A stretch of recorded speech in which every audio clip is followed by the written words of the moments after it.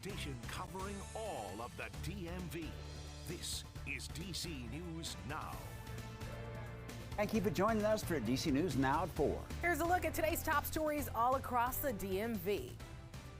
These storms just will not catch a break for us here, folks. We are still seeing a lot of activity out there, and the possibility of flooding is also still there. What are we expecting as we go into the weekend? We'll have a check of your forecast coming up here in just a bit.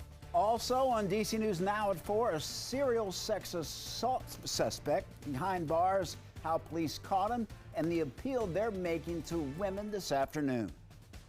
And we're stretching your dollar. The big car buying question, new or used? Consumer reporter Ben Dennis makes a case tonight for which is best. And thanks for joining us on this Friday for DC News Now at 4. I'm Mark Hall. Made it to the Friday. I'm Annalisa Gale. We'll get to those top stories in just a few minutes, but first let's take a look outside on this warm Friday. Yeah, flash flooding surprised drivers just a couple of hours ago in the DMV. Water rose fast enough that some people got trapped in their cars, and right here, a few had to be rescued from the underpass at South Joy Street and Army Navy Drive in Arlington, Virginia. Fortunately, no one was hurt. It can happen so fast. And meteorologist Damon Matson, you've been talking and warning about this all week, really. What can we expect in the next few hours? Well, and that's just it, guys. You mentioned it, this flash flooding. That is what's so dangerous about it. You're just going about your day-to-day routine, and then all of a sudden it's there and it's impacting you. So we have to continue to stay aware, and that's what we are doing for sure. Now, check it out here, folks. The flood threat is not over. We have a flood watch still until 8 o'clock for the DC Metro, all surrounding counties there up into central Maryland, because we still have those storms and heavier downpours developing as we go into the evening time. The activity has been coming and going, if you will, but there it is. You see how these storms, they've just bubbled up. They've drifted along to the south, to the east, and they are just dropping that heavy rainfall at times. Now, thankfully, across much of Fairfax County, moving toward Arlington and the district, things have gone quiet. They've been that way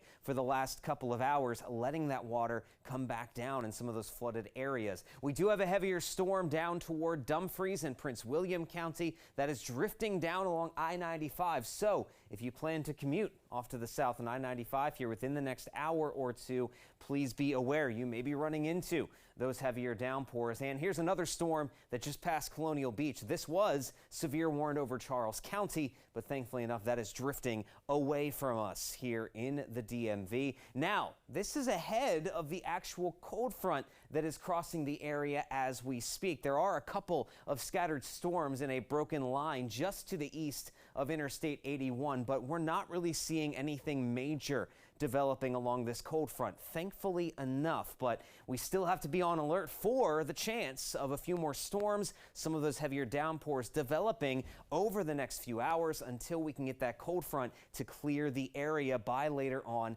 tonight. So just be ready, have that rain gear handy, and stay aware as you go about whatever Friday evening, Friday night plans you may have.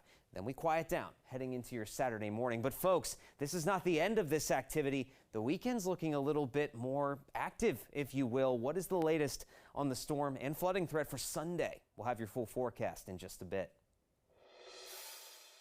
Now we can relax more knowing that he's been arrested, and also seeing a lot of police around here, a lot of police cars coming in and out, so that makes me feel more secure also.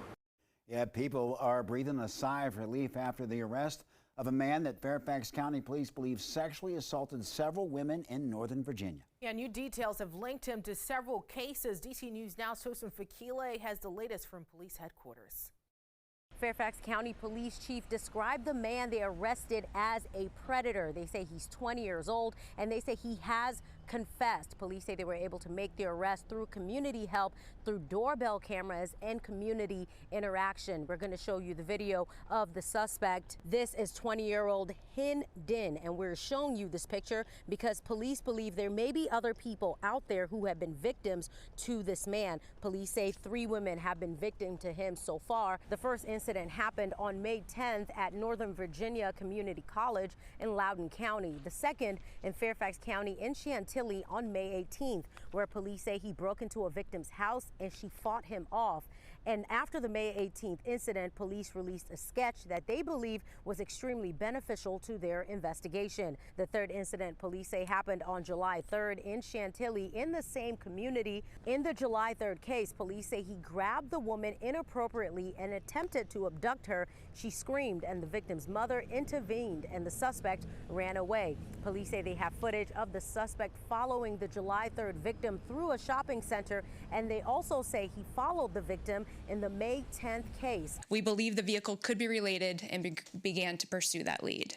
Detectives' dedication and commitment paid off because yesterday afternoon, detectives located that vehicle off of Stonecroft Boulevard in an industrial park. So far, police say they were able to tie him to the May 10th case that happened at the community college through surveillance footage. They say they are still actively investigating the case on May 18th. It was a all-hands-on-deck effort to identify this predator, and that's exactly what he is, this predator, and stop him before he harms someone else, if he's behind bars.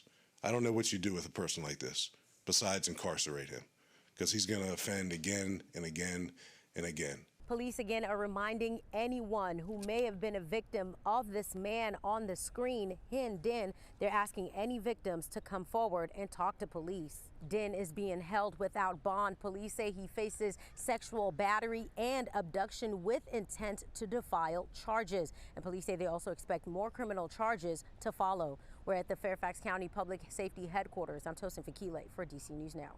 Tosin, thank you. Developing now, Baltimore police have arrested a teen they say is involved in the mass shooting that killed 2 people and injured 28 others at a block party last Sunday. 3 victims are still recovering in the hospital this afternoon. Police say the 17-year-old is a person of interest facing weapons charges. Detectives think several gunmen opened fire that day, and they're still looking for others. It's unclear if the victims were targeted. New details in Fairfax, Virginia. Police recovered $37,000 worth of stolen goods. And an officer on watch at Springfield Mall recognized 2 men wanted for stealing. And get this, they were in the middle of a theft. That officer saw them carrying several bags of what turned out to be stolen goods. The 2 men ran but didn't get far. They were arrested.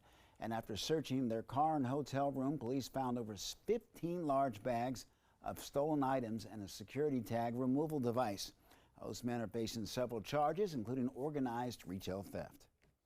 And right now, we're stretching your dollar tonight in Hagerstown, a neighborhood there where improvements are being made at a park just in time for the hot weather we've been experiencing. The city of Hagerstown is investing $430,000 to upgrade the Wheaton Park playground in the Jonathan Street neighborhood. Improvements include new playground equipment, water recreation for kids to cool off, renovations to the basketball courts, and an area for spectators to watch soccer and tennis matches under the shade. Improvements will also be made to the parking lot and stormwater system. We try to improve all our parks, constantly trying to upgrade them. We would actually be adding playground equipment, installation of a misting pad for the neighborhood kids to use. The city hopes to complete most of the work by the end of the month. Well, D.C. may have a better chance at luring the Washington Commanders back from Prince George's County, where the team has been since 1997. And that's because a key Republican in Congress has signaled that he's drafting legislation that could give D.C. control of the federally owned site. Our political and government reporter Leonard N. Fleming has been covering this story for months now. And Leonard, is this a real prospect that actually can help the district? Mark and Annalisa, it certainly is. But many questions remain about how this deal will be structured. While Mayor Muriel Bowser is on board, many on her city council have a lot of questions, particularly about the cost.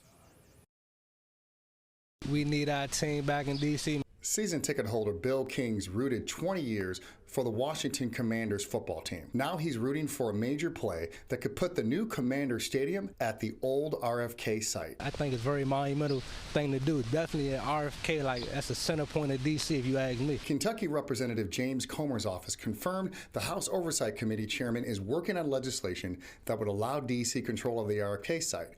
The federal government owns the land. This could give D.C. Mayor Muriel Bowser a chance to convince the Commanders' future owners to move the team from Prince George's County to the nation's capital. it'll be a great thing if she can bring our team home. Talila Rosser of D.C. is excited at the prospect. I hope they just consider it and do something with this stadium. It's historic. Council Chairman Phil Mendelson is concerned with the price tag. We just went through a very, very, very tight budget, and the financial plan doesn't look like there's any room to accommodate new ventures over the next 4 years. Some on council, like Mendelson, have questioned spending money when other city services don't have adequate funds. We just get taxed more, we just pay more money. It's kind of upsetting, but I mean, we want our team back in D.C. There's no timetable on when Representative Comer's bill will be introduced in Congress. Guys? All right, Leonard, thanks for that. And before we let you go, why is Representative Comer even considering this right now? Well, all of this was born from, if you remember, Mayor Bowser's appearance before his powerful House Oversight Committee, where they had a bonding, so to speak, and Mayor Bowser made the case for Congress to help the district, and this was one of the ways in which she said this could be of help to the district to help lure the commanders back and redevelop that RFK site. Reporting from the newsroom, Leonard N. Fleming, DC News Now, back.